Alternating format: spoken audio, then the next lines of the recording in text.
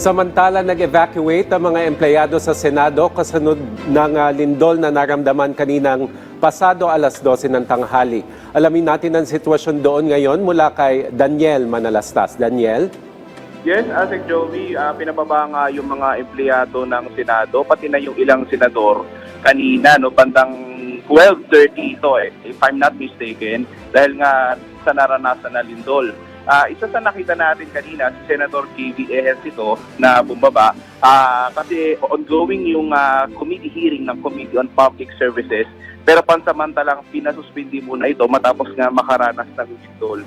At gusto munang siguraduhin ng mga otoridad na safe ang gusali ng Senado in case na papalikin yung mga empleyado. Subalit, Ate Joey, hindi naman dinagtagal yung mga empleyado sa labas ng gusali dahil pinabalik din sila matapos ngang i-check ng mga otoridad yung gusali ng Senado. And so far, unti-unti na pinapabalik ngayon yung mga empleyado ng Senado at mukhang back to work na, Asik Joey, dahil nga nagsisibalikan na yung mga empleyado ng Senado. So far, naging cooperative naman yung mga empleyado ng Senado at maging yung mga senador sa basic protocols na ipinatutupad ang pamahalaan kapag nagkakaroon ng lindol. Asik Joey?